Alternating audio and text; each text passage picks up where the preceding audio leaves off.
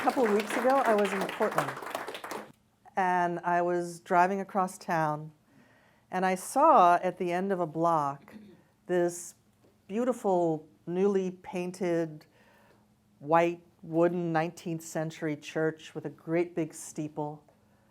And as I got closer, I saw there was a marquee out front, and the marquee said, "This is not a church."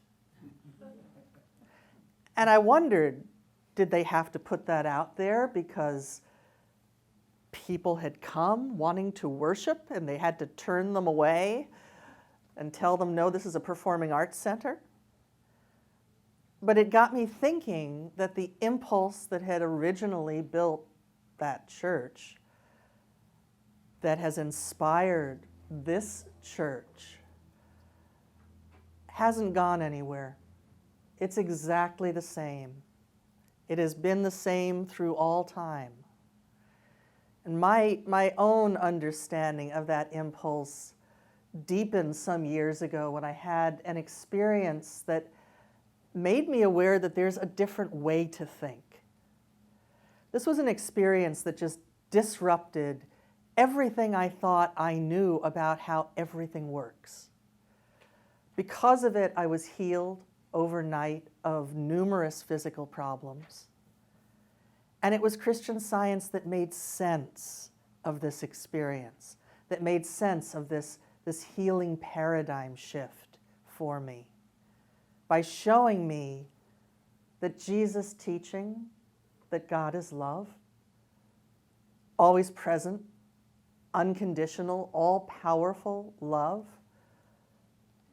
is something we can prove in our own experience. It is practical. So as you might imagine, my first response to this experience was just joy. I was thrilled to be well after years of illness. But I also found myself filled with hope, not just for myself, but because of the implications. If just recognizing the presence of this love could have such a powerful effect on me, well, then it could for anybody. Now, Albert Einstein said, a new type of thinking is essential if mankind is to survive and move toward higher levels. And the kind of thinking we'll be talking about today does just that. It gives us a dependable way to find love's presence and its practical goodness. So as you've heard and seen, the title of this lecture is Finding Where God is Seen and Felt, and that comes from my experience.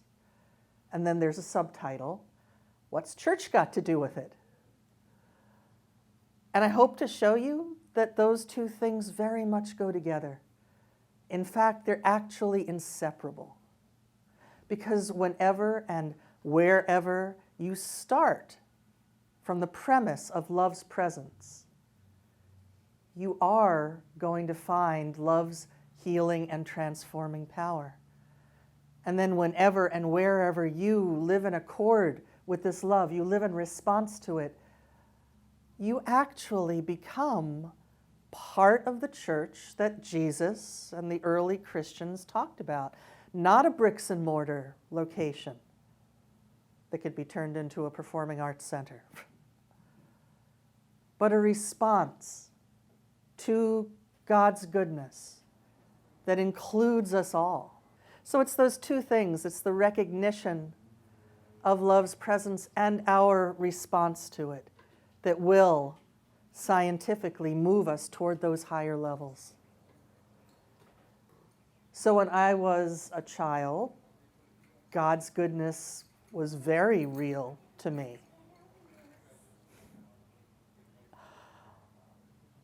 There's a line from a poem by William Wordsworth that explains the naturalness of this. He wrote, "Trailing clouds of glory, we come from God, who is our home. All heaven lies about us in our infancy." And of course, Jesus was known for saying that little children with their natural love of good, their trust in good, are closer to God than adults who come with their opinions and their biases and their fears. And I think this tells us something essential about who we really are, what our relationship to good, to God, actually is. Now, some of you know in many languages those two words, God and good, are identical. God is good. And it's our own love of good, it's our desire for it, our expectation of it in our lives, which is natural. And this is what opens the way for love to reach us even in difficult conditions. So as you heard, I was raised in Christian Science, and the things my mother told me, the things I learned in Sunday school, all just confirmed that childlike sense of the reality of good. So I was taught that God is divine and supreme and infinite, which to me just meant that God is completely good. This goodness is the most powerful thing there is, and it's everywhere, all the time. And then in Sunday school, I learned names for God that helped me to see the entireness of this goodness. So I was taught that God is principle, the foundation, the structure of everything, that God is mind and soul and spirit, all terms for God you find in the Bible, that God is truth, reality itself, that God is life itself, and that God is, as Jesus taught, love.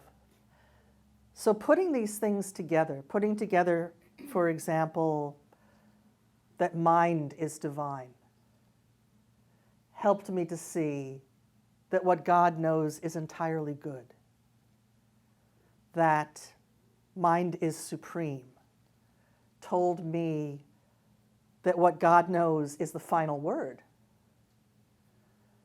that mind is infinite, assured me that there was no place I could be where this divine intelligence would not be present. And so I learned to pray not by asking God to take away my problems, but by thinking specifically about what God is and what God is doing right there in real time where I was. And if that goodness seemed distant, well, then I could know it was just that. It was a seeming. Because in fact, life's goodness, love's presence, mind's intelligence were all right there where I was. And when I would realize that, whatever that seeming was would dissolve. So when I was very small, I used to get earaches whenever I went swimming. And one night, in the middle of one of these, the thought came to me that God fills all space. That was a revelation, because it implied that that meant God also filled the space where my ears were. And with that thought, the pain just stopped, and the earaches never came back. A few years later, I was in a car with my mom. We were on our way to a doctor to have me checked into a hospital to get my tonsils out. Now, I'd been having chronic sore throats that had been keeping me out of school, and a lot of my little friends had had their tonsils out, and my dad, who was not a Christian Scientist, thought, maybe this is something we ought to be looking into. We were about a block from the doctor's office, and my mother turned to me and she said, what God knows about you is all there is to know. And I think up to that moment, I hadn't been praying really so much as just hoping the whole thing would go away. But in that moment, it was like a light bulb went on over my head, and I knew what she was saying was the truth. So we got to the doctor's office, and he examined me, and he said, "These tonsils are perfect. There's no reason to have them removed. Go home." So we went home. A few years later, one evening, I felt a really desperate need to pray. And I thought I'd start with the Lord's Prayer. But I never got past the first two words, "Our Father," because what they made me realize was that not only did they mean that I was the loved and cared for child of God that I'd been taught I was, but this group of girls at my school who had threatened to beat me up the next day, who had been bullying me for weeks, that they were also God's children. Well, that was a revelation. The fear that I'd been feeling just drained away. And when I got to school the next day, there was no bullying, there was no beating up. It was as if none of it had ever happened. So praying this way, when I did it, it felt natural, it felt normal, it felt joyful. I don't know if I could have unpacked the metaphysical logic that because there's just one primal cause, God, there therefore can't be an effect from any other cause. I don't know if I fully grasped the theology, that it was the very nature of God that assured my safety and well-being. I just knew that when I made room in my thought for a God who is love, it felt like coming home. And healing followed. But as I got into my later teens, I stopped doing that. God was getting crowded out of my thought by what I read in the morning newspaper, what I saw on the evening news, what we talked about in school, what I talked with my friends about. Those things were all very challenging to a faith in a God who is supreme goodness. So I had a friend who came over after school one day, and we got to talking about religion. And he said he felt like his church was just all empty ritual. It was meaningless. And I somewhat unkindly piled on at this point with something about how not all the members of my church walked their talk. And I don't know why, at the age of 16, I thought church membership assured human perfection. But we must have thought that religion was something worth saving, because we started to brainstorm what would an ideal church look like. And we got so serious that we actually got a pad and a pen, and we started writing a list of rules for our ideal church, because if you're a church, you have to have rules. And it was going along okay until one of us said it should be a rule that everyone believe that God is all-powerful. And we realized that neither of us did. As my friend said, what kind of God would allow the war and the disease and the poverty and the corruption, the misery that we see in the world around us? What kind of God would that be? And I didn't have an answer for him in that moment. So that was the end of our ideal church. There is a passage at the beginning of this book, Science and Health with Key to the Scriptures, which is written by the discoverer and founder of Christian Science, Mary Baker Eddy. And this is a book that it explains the biblical foundation for healing and spiritual regeneration. It explains how and why Jesus' teachings are practical and provable. And if I had given this some serious thought at the time, it might have saved me years of trouble. But the passage says the time for thinkers has come. Truth, independent of doctrines and time-honored systems, knocks at the portal of humanity. Contentment with the past and the cold conventionality of materialism are crumbling away, ignorance of God is no longer the stepping stone to faith. Well, at that point, faith was not on my radar. And I think I could certainly say that I was theologically ignorant. But I did consider myself a thinker. And it would have done me good in that moment to remember that there is such a thing as divine truth, that I could have turned there for inspiration and found understanding instead of just intellectually tinkering with those time-honored systems.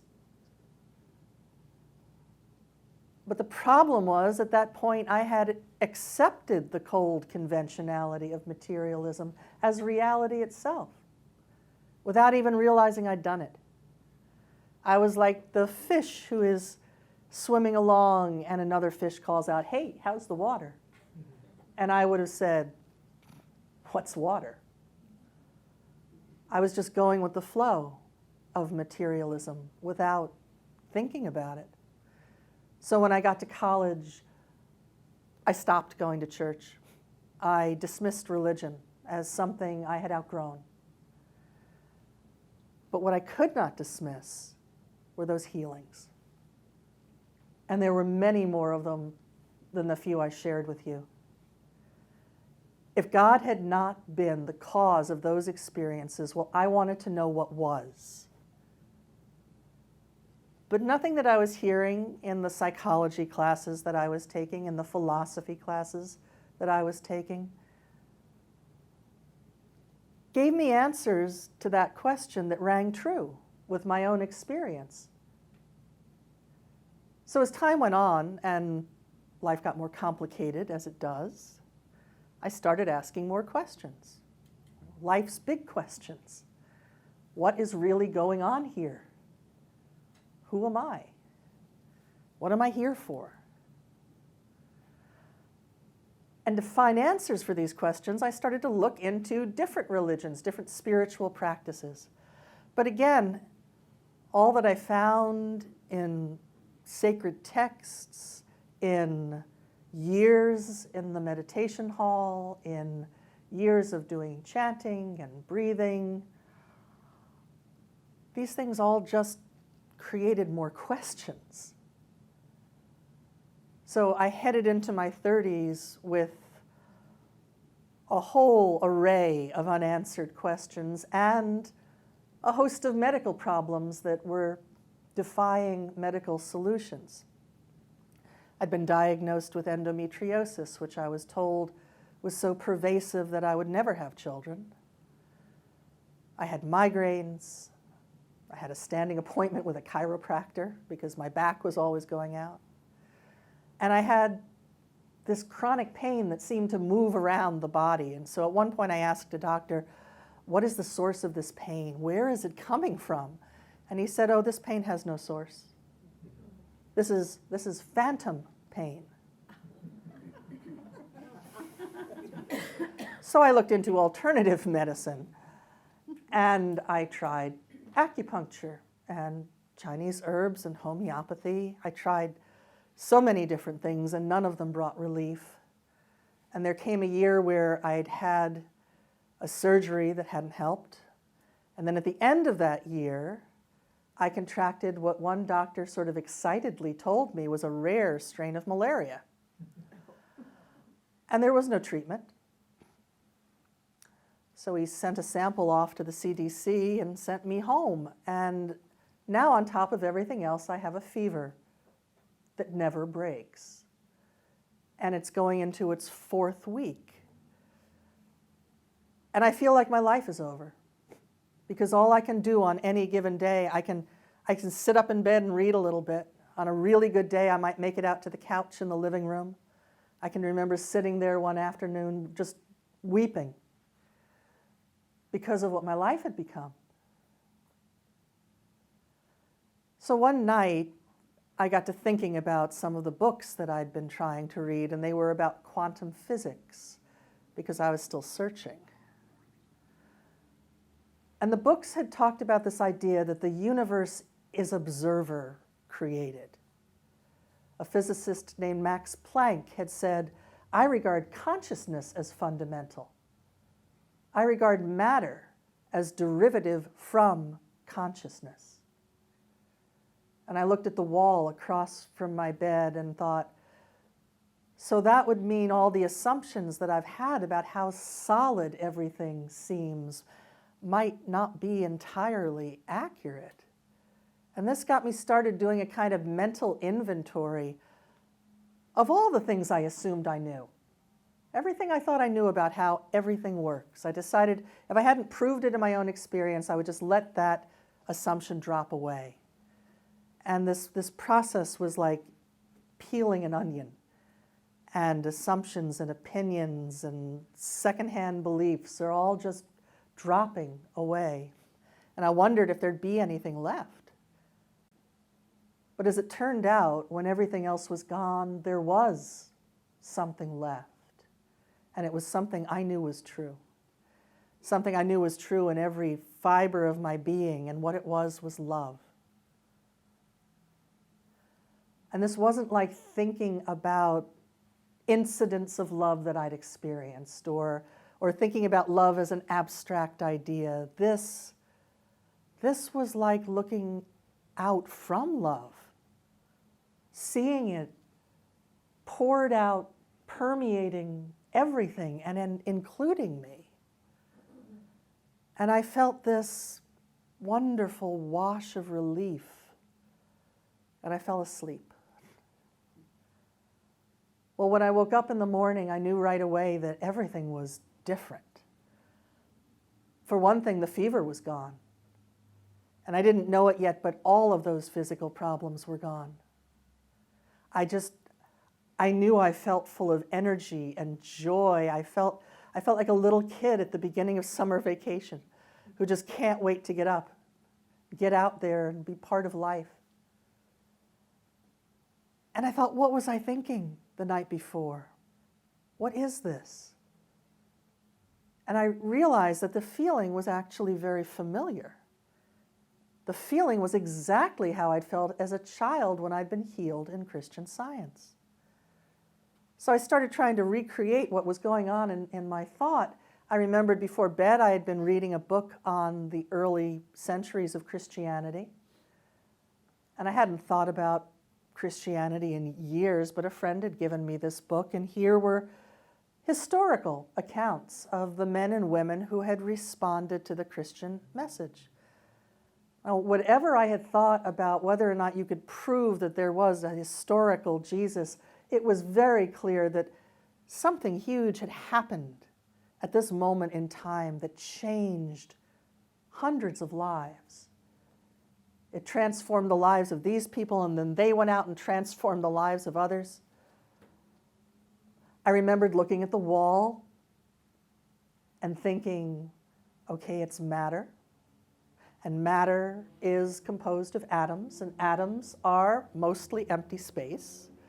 And the empty space is filled with consciousness.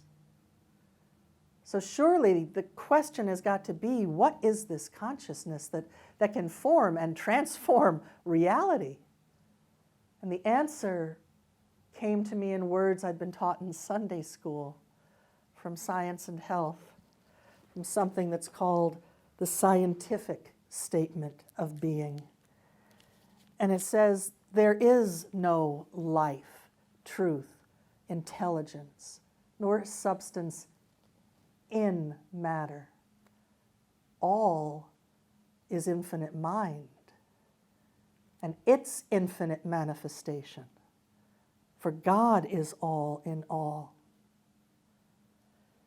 And I have to confess that the very next thought I had was, oh no. Oh no. I leapt out of bed and I ran into the living room and I found my childhood copy of Science and Health and got it down from the top of a bookshelf and dusted it off and started reading. And oh yes, here were the answers to the questions I'd been asking for 15 years.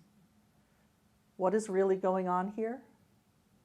Well, there's a divine principle to the universe. and it is love. And I had just felt that. Who am I? I'm inseparable from that love. And I just seen that. What am I here for? Well, I must be here to express it. And then came another surprising thought, which was, I want to go to church. And I didn't know exactly what that was about, but 3 days later it was Sunday and I went to church. And I sat in the back and I waited to see what would happen. 3 lines into the first hymn, there are tears rolling down my cheeks because here again is this amazing sense of love. And the hymn that morning was from a poem by Mary Baker Eddy, and the first lines are, "O gentle presence, peace and joy and power. O life divine that owns each waiting hour." Everything I heard at the service that morning just confirmed and explained and magnified that sense of love.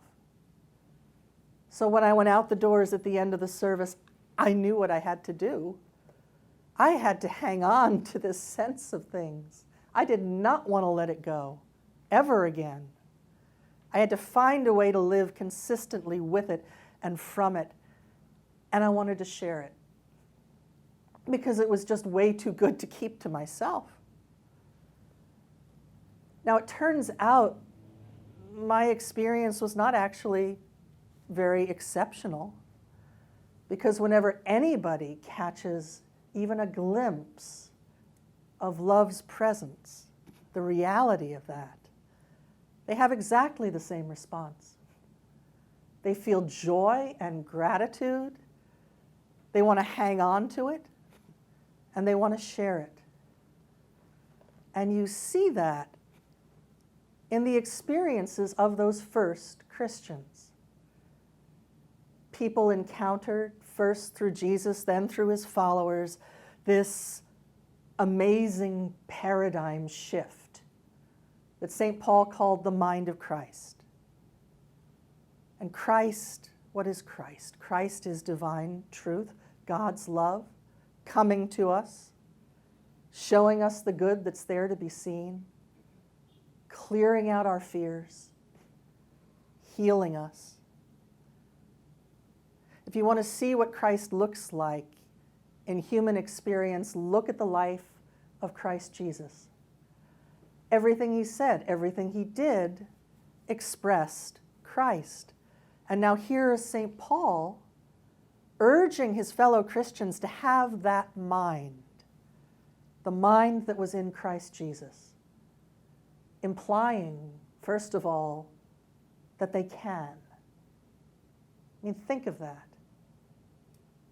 We can have the understanding that lay behind Jesus' teachings and his healing works, that we can do those healing works as he promised his followers that they could, through this understanding. And people responded. There was a young woman in Iconium, Turkey, named Thekla. And when Paul came to preach there, she sat in her window and listened. 3 days he preached, 3 days she listened, and then she walked out her door, leaving behind the life that her family thought she was supposed to lead, and she became a follower of Paul, and later actually a partner in his ministry. And she's just one of the many men and women who heard this Christ message and were transformed by it, who dropped everything, and they went around the Mediterranean basin sharing that message, healing people. That's documented. Before a brick was ever laid in a church building, there was this movement of personal transformation, of people responding to the Christ. It was like a stone dropped in a pond. That was love. and the ripples went out. That was church. You know, that word that we read as church in our English Bibles only shows up twice in all the Gospels, just twice. And then the original Greek, that word is ekklesia. And at the time, ekklesia simply meant people who are called. Could be for anything. But the really definitive place where we find it is in the Gospel of Matthew, where Jesus asks his disciples to tell him who they think he is. And the disciple Simon answers, and he says, "You are the Christ. You are the Son of the living God." And Jesus agrees.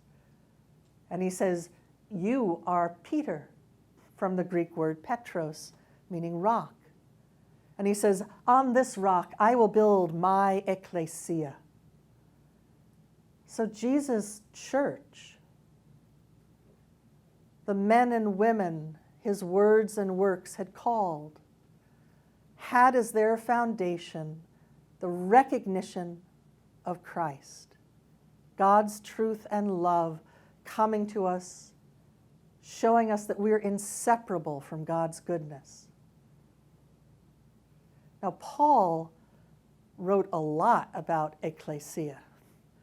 He called church the body of Christ, meaning that we are all indispensable, invaluable members, parts of this greater whole that expresses God's truth and love. And he told the new Christians at Corinth, he told them, "You are the temple. You are the temple of the living God." And these are people who live in a town that is world famous for its temples devoted to the Greek pantheon. But he tells them, "You are the temple. You're the place where God's qualities shine through." So, Corinthians, you better think that way. You better act that way. And then in the letters of Peter,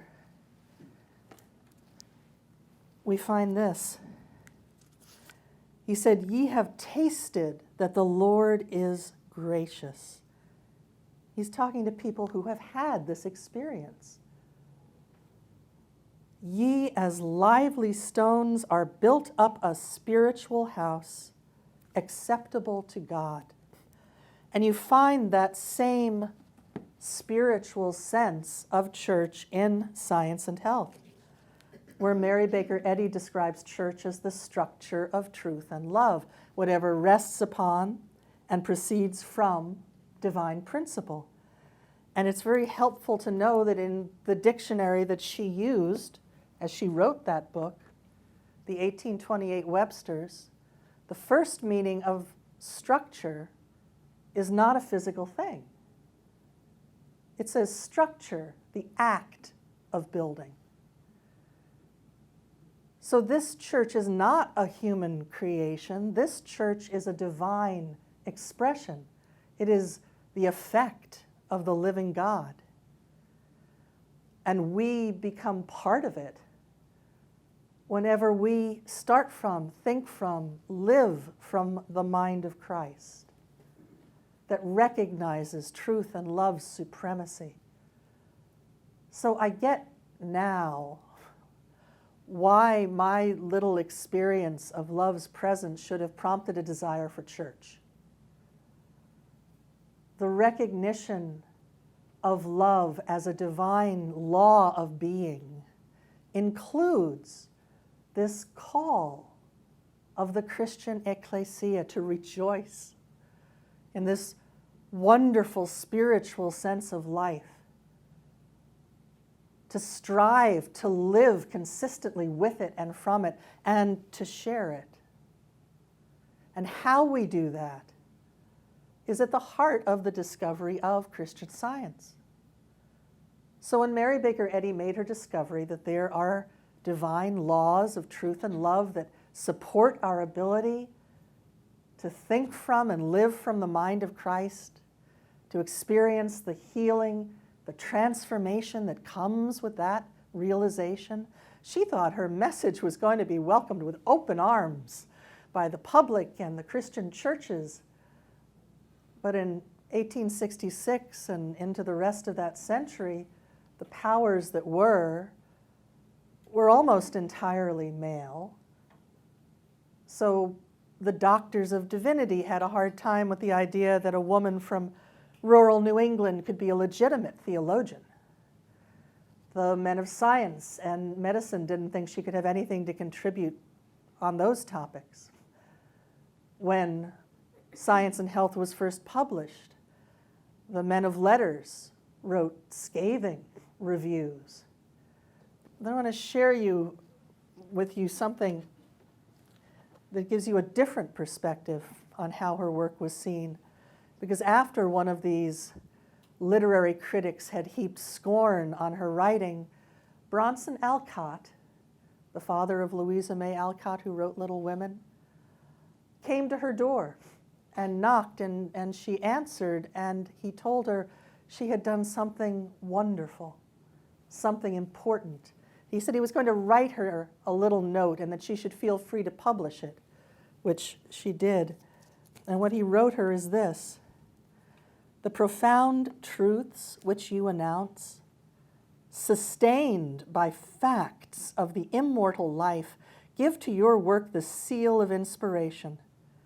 Reaffirm in modern phrase the Christian revelations. In times like these, so sunk in sensualism, I hail with joy your voice, speaking an assured word for God and immortality, and my joy is heightened that these words are of woman's divinings." So when I read biographies of Mary Baker Eddy, or I go online to the Mary Baker Eddy Library, read about her life there, and I heartily recommend going there and clicking on Deep Dive. You can read about the adversity that she had to contend with. But of course, what you find there are her accomplishments. You know that this is a woman who built a church in Boston, founded a Christian denomination, published books and periodicals on Christian healing, founded a newspaper, the Christian Science Monitor, to raise the standard of journalism.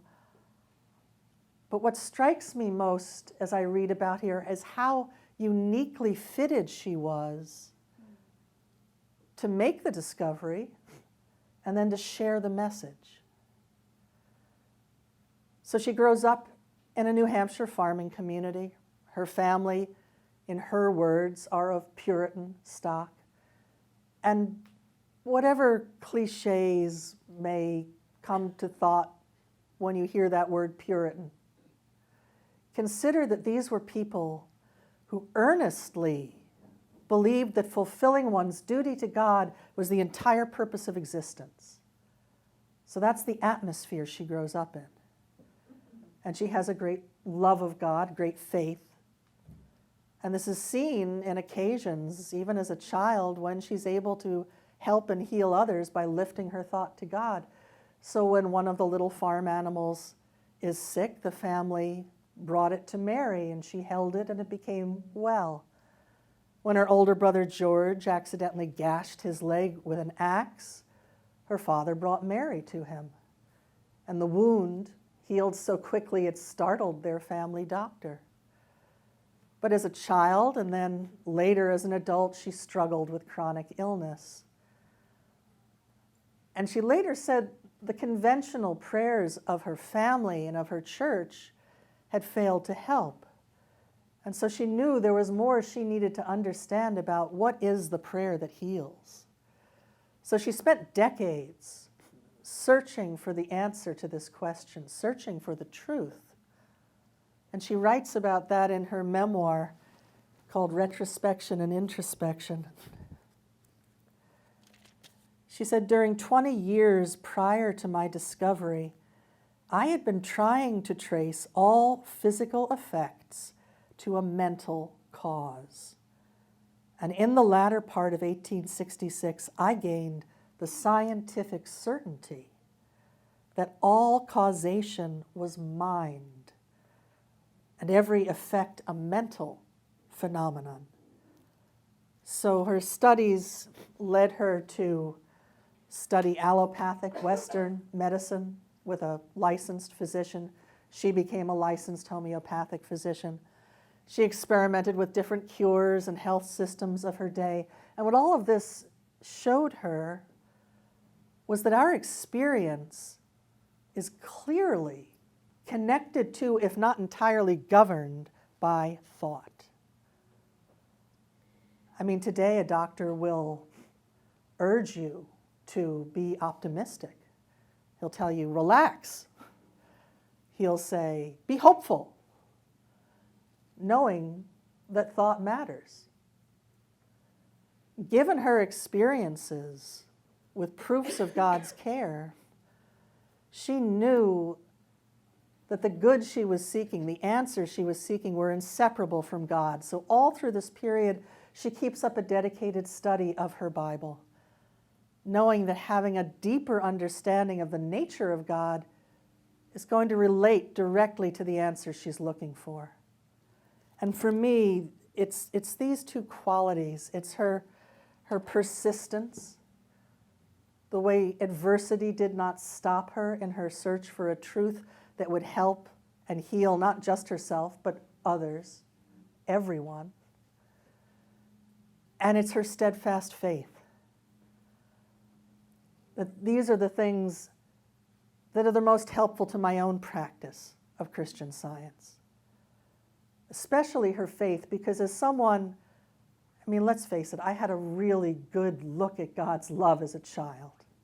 And then I totally lost sight of spirit. And so I have since come to value not leaving God out of your calculations, which is something she never did. So this brings us to 1866. She's in a seemingly hopeless condition. Her friends, her pastor, her doctor are expecting her to pass on at any moment. And she turns to her Bible. And it opens to one of Jesus' healings, and she sees there suddenly the timelessness of Christ. After she saw that the truth and love that Jesus taught was God, was as real for her, as present, as powerful in that moment as it had been nearly 19 centuries before, just the realization of that brought immediate healing. And then something happened that I think is every bit as important to the discovery as that initial revelation. And what happened is she met with resistance. And the resistance took the form of her doctor, who had come to check on her. And when she greeted him at the door, fully dressed and in apparent good health and rejoicing in her good health, his reaction was to tell her, you can't possibly be well. The extent, the severity of the internal injuries that you've suffered in a recent fall make this sort of rebound impossible. And he questions her because he had diagnosed her as having had a concussion, and perhaps he thought she was not in her right mind. So he asked her, did you take the medicine I gave you? And she opens the drawer and shows him, no, I haven't touched it. And then he explains to her why she can't be well. And as he's doing this, she begins to feel faint. And seeing this, he gets her settled in a chair. And then because there isn't anything he can do for her medically, he leaves, wishes her well. And she goes back to her Bible. And it opens again to one of Jesus' healings. And she sees there, she finds that living, palpitating presence of Christ that is always here. And the relapse ends. So it's these two things. It's our recognition of love's presence, as it always is, and the fact that the human mind has got to yield to the divine mind, that our assumptions and opinions, those condemnations, have to be cleared away to make room for the mind of Christ. And you see those same two factors at work in the lives of those first Christians. Because, of course, they faced appalling resistance. They faced persecution and imprisonment and execution. And their response to these existential threats was to pray. And I think we can safely assume that their prayer was not to petition God to make for them some path of flowers. Their prayer had to be grounded in what Jesus taught them about the presence of love and the power of love. That there would be no room that they would ever find themselves in, no place where this love wasn't the biggest thing, where it wasn't, in fact, the only thing they needed to consider. And so when Paul is preaching one night, long into the night, and he actually was sort of famously not a charismatic speaker. So he's going on, and this young man named Eutychus is sitting 3 stories up in a loft, and he nods off, and he falls to what everyone assumes is his death. And Paul doesn't mourn. He doesn't wonder why this has happened. He doesn't blame Eutychus. He doesn't blame himself. He doesn't blame God. He goes to where Eutychus is and he prays. And Eutychus gets up and everyone rejoices. I don't think it's a mistake that the book in the Bible where you read about these first decades of Christianity, that book isn't called the book of the terrible times and the horrible things we suffered. It's called the Acts of the Apostles. And it's a book full of grace and healing and revelation. When Mary Baker Eddy wrote about her experiences with adversity, she called them God's gracious preparation. And she wasn't being sarcastic. And she didn't mean that God intends or sends adversity for some mysterious purpose. She meant that when we, like those early Christians, turn with hope and faith in the reality of God's presence, we are going to find that it's there, and it will change our experience. We're going to find that adversity is not a proof of God's absence. Adversity, well, it's just a chance for us to find love's presence. And we're not going to do this by putting on a brave face, through willpower, through the so-called power of positive thinking. The human mind is not a factor in this. But we will make our own proofs of love's care when our God-given love of good and desire for it welcomes the Christ. That's the methodology. That's the how-to of Christian Science. That's how we do it. I have a friend who liked to say that those words, Christian and science, are like a match and a stick of dynamite. And you keep them apart, and nothing happens. But you put them together, you put together what Jesus knew about the nature of God, with the fact that it is based in divine law, good for all time, and something big happens. And I'm not talking about a destructive explosion. I'm talking about a powerful disruption of fear, of sorrow, of anger, where that merely material, coldly conventional sense of things gets blown away. And we see ourselves in the light of Spirit. We're whole and intact and blessed and blessing. And that's the paradigm shift that is needed, that brings that healing and transformation. So how do we do that? How do we change our base and live from that different standpoint? Well, this is going to get into what church has got to do with it. Because when Mary Baker Eddy first began to share her discovery to teach Christian healing, she realized right away this isn't an academic subject. This isn't some intellectual download. The minds and hearts of the students have to be prepared to receive the message, to want to live from that new basis. And so, let me go back to that description of church.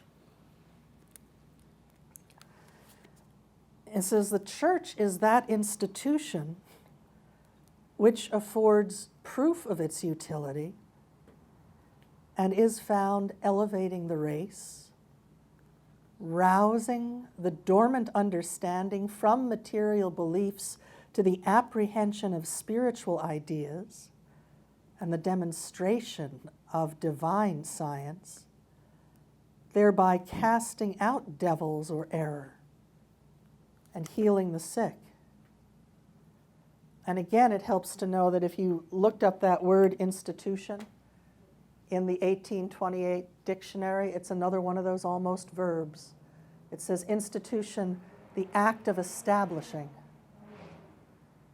So she saw that church understood and participated in as God's expression. It would prove the practicality of Jesus' teachings. It would show that this is natural for us to think this way, to live this way. It would, in her words, reinstate primitive Christianity and its lost element of healing. And so as her ecclesia grew, she created a church manual with bylaws and a form of government designed to turn its members to God for everything, not just in the running of the church, but in how we meet every challenge we might be confronted with in our daily life. The mind of Christ is to have precedence. So this church is an act of building. It's an act of establishing. It's the ongoing up-leveling of our understanding of life through the inspiration we gain from each other, through the revelations we have as we come in contact with divine truth, through our practice of those truths. Now, you go into a Christian Science church on a Wednesday evening and you will hear people talk about what it's like to live from this different basis. What happens when they do? And you'll hear about healing, because healing is a side effect of the mind of Christ.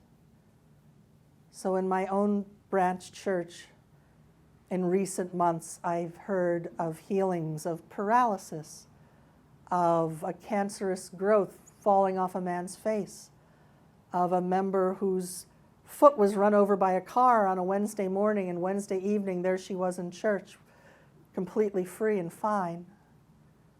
The healing of a colicky horse, the recovery of a lost dog, the healing of discord in the workplace.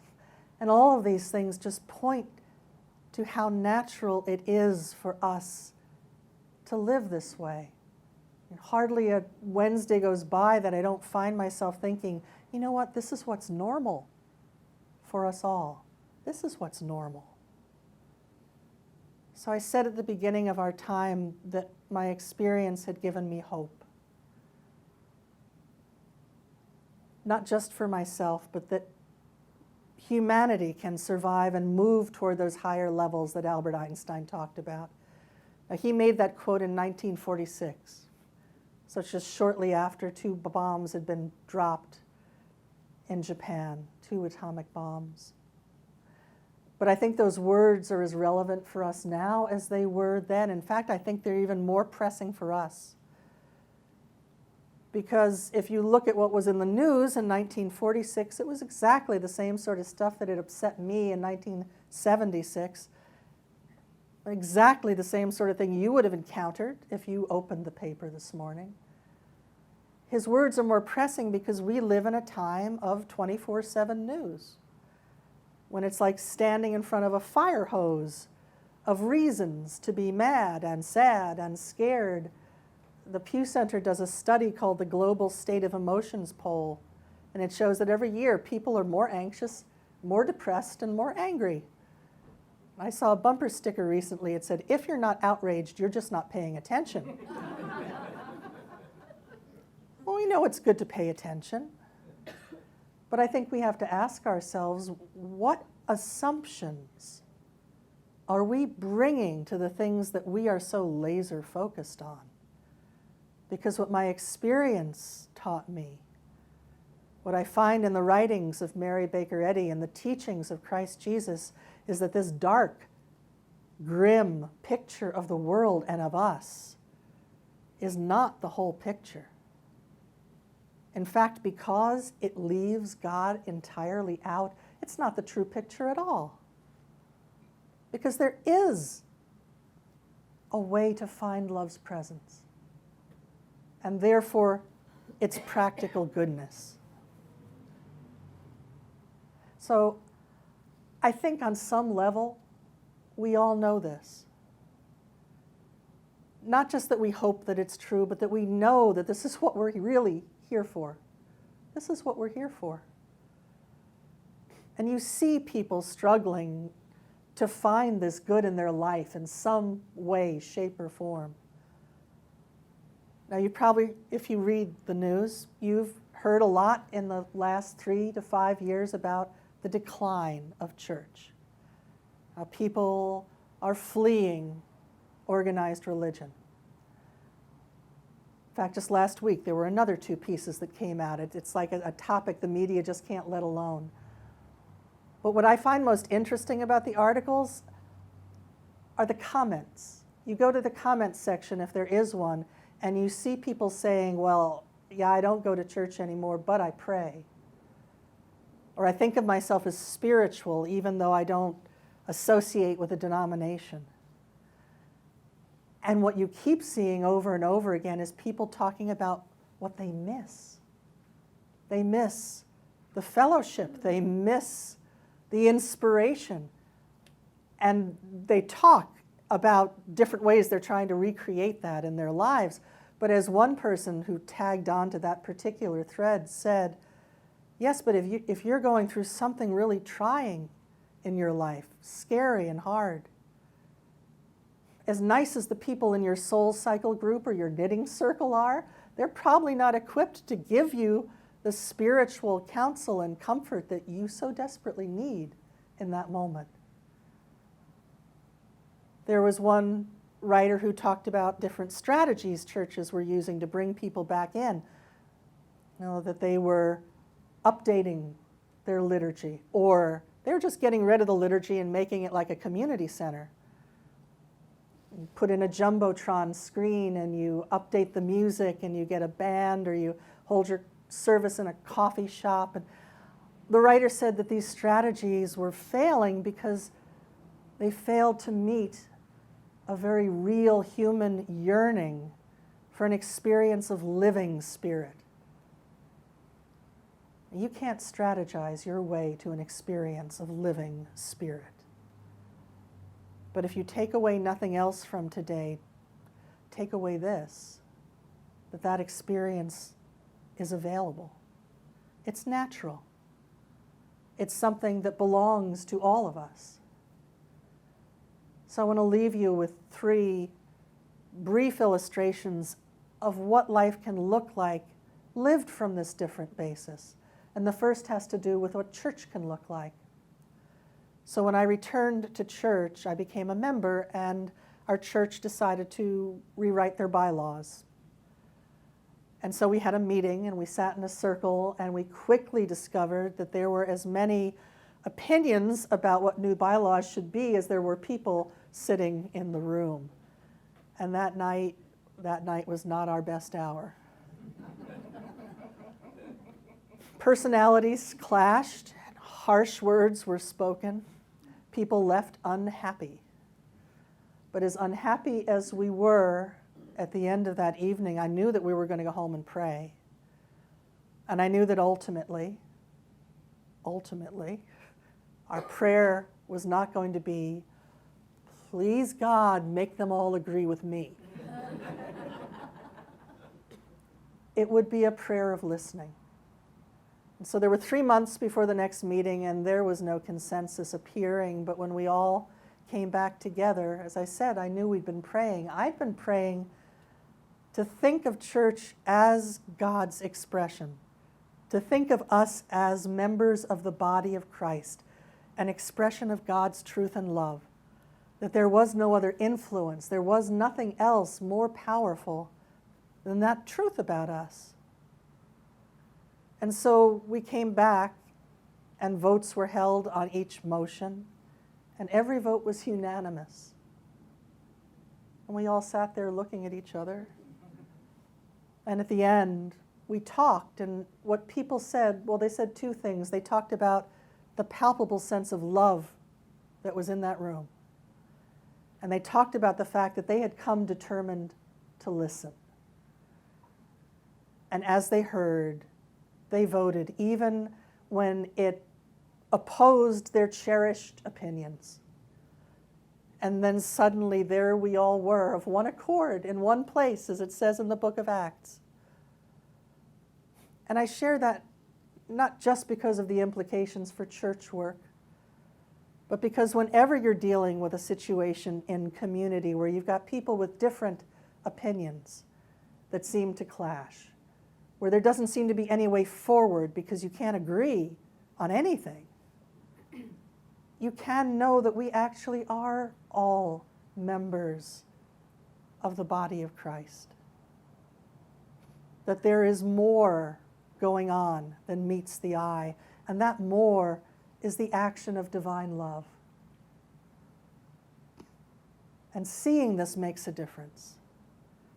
So the second illustration has to do with what happens when we are all of one accord in one place. A couple of summers ago, we had very bad wildfires in New Mexico.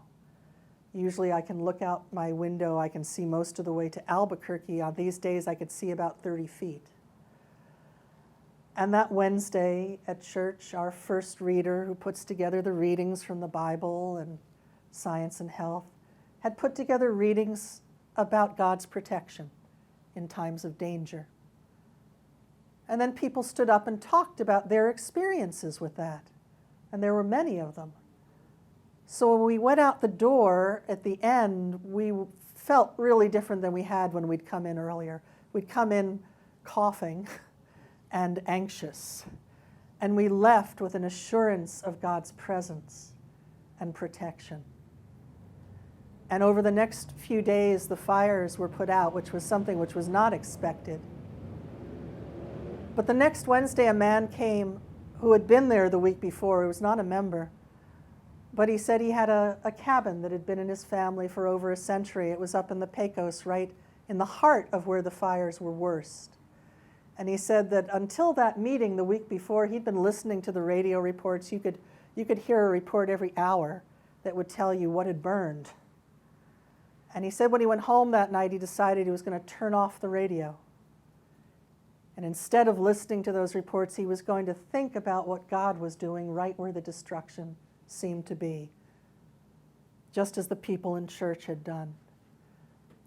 And he said, after the fires had been put out, a friend of his got up there in a 4-wheel drive, and he called him up and he said, man, it's a miracle. Your cabin is untouched. You could see where the fire came down a hillside and it jumped a creek and then it just turned and went away. And there was like a circle around the cabin, all burned, and the cabin was fine. And he said he knew it was not a miracle. He knew it was a proof of what he had heard that night in church and what he had then cherished in his own thought. And I share that because, again, if you're confronted in your community with insurmountable obstacles, forces beyond your control, you can know that what is really there is love's presence. What is really there is the power of divine mind and divine truth. And seeing this makes a difference. Sharing it makes a difference. So the last illustration has to do with what it is like to live as a living stone. When I went to church in Wisconsin, our church had a member who would get up every Wednesday. She would talk with great enthusiasm about what she was learning from the weekly Bible lesson. And like every other Christian denomination, we go to church on Sunday, we hear a sermon read on different topics, but we get to see them earlier. So we get to actually start studying them ahead of time. It enriches the experience. And what Barb would do, in her words, she would read this lesson on Monday, and then she'd take it out for a test drive. And then she'd do that all Tuesday, and Wednesday she'd come to church and share with us how it was going. So this particular Wednesday, she stood up and said she'd been taking out her trash in the morning, and her neighbor had come over and said, "Would you pray for my husband? He's in the hospital. He has stage 4 cancer. They don't think he's going to live through the week." And Barb said, "Yes, of course." And she went back to her house and thought, "How should I pray?" And she decided she would reread that Bible lesson sermon for that week. She said she read it 3 times before she had that sense of assurance and peace, the sense that this was the truth, not just for her in her living room, but for her neighbor's husband in the hospital. It was the truth for everybody involved. And we all felt it.